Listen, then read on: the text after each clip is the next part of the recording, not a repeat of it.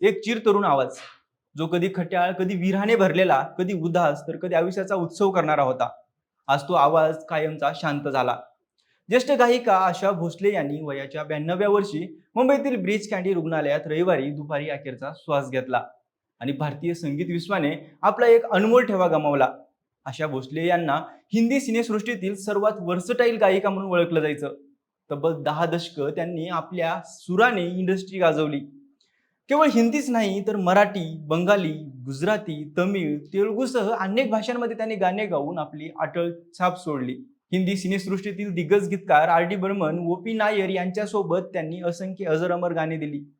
त्यांचे दम मारो दम, ओम शांती ओम सारखी सुपरहिट गाणी आजही लोकांच्या वटावर आहेत.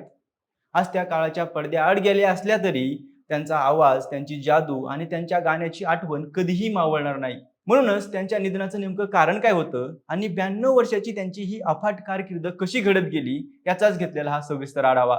नमस्कार, मी अमोल आणि तुम्ही पाहताय विशेष भारी. मंडळी, सुराची मल्लिका, ज्येष्ठ गायिका आशा भोसले यांचं आज वयाच्या 92व्या वर्षी निधन झालं. मुंबईतील ब्रीच कँडी रुग्णालयात रविवारी दुपारी त्यांनी अखेरचा श्वास घेतला. शनिवारी संध्याकाळी प्रकृती खालावल्याने त्यांना तात्काळ रुग्णालयात दाखल करण्यात आलं होतं. ब्रीच कँडी रुग्णालयाचे डॉक्टर प्रतीक समदानी यांनी दिलेल्या माहितीनुसार आशा भोसले यांना अनेक वैद्यकीय समस्या होत्या आणि मल्टी ऑर्गन फेल्युअरमुळे त्यांचं निधन झालं. मागील काही दिवसापासून त्यांना खूप थकवा जाणवत होता. मात्र काल संध्याकाळी त्यांची प्रकृती अचानक बिघडली आणि त्यानंतर त्यांना तातडीनं रुग्णालयात हलवण्यात आलं.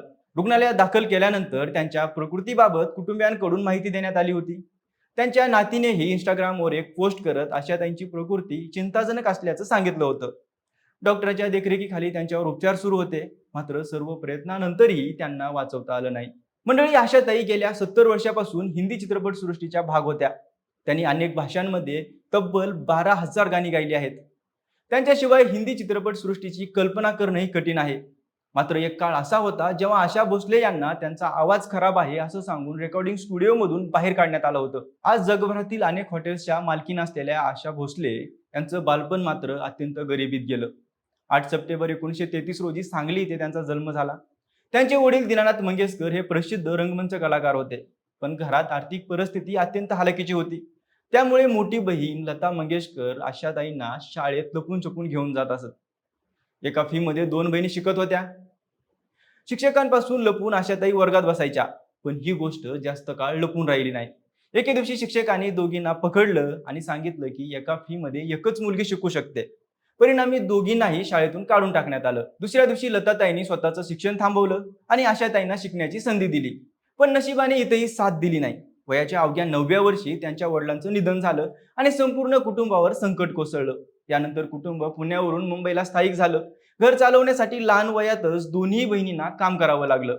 वयाच्या 10व्या वर्षी आशा भोसले यांनी गाणं सुरू केलं आणि 1943 मध्ये माझा बाळ या मराठी चित्रपटातून त्यांना पहिली संधी मिळाली. 15व्या वर्षी त्यांनी चुनरिया या हिंदी चित्रपटासाठी गाणं गायलं. मात्र त्या काळात नूरजहां आणि शमशाद बेगम यांचा इंडस्ट्रीवर दबदबा होता. लता मंगेशकर हळूहळू आपली ओळख निर्माण करत होत्या. पण आशा भोसले यांना अजूनही दुय्यम संधी मिळत होत्या. मोठ्या गायिकांनी नकार दिल्यानंतर किंवा कमी बजेटच्या चित्रपटासाठी त्यांना बोलवलं जायचं.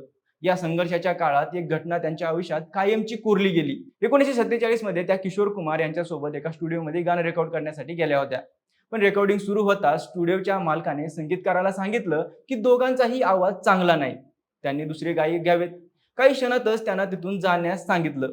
रात्रीचे 2 वाजले होते. त्या दोघांनीही लक्ष्मी स्टेशन जवळ बसून स्वतःला प्रश्न विचारला, आपण चुकलो कुठे?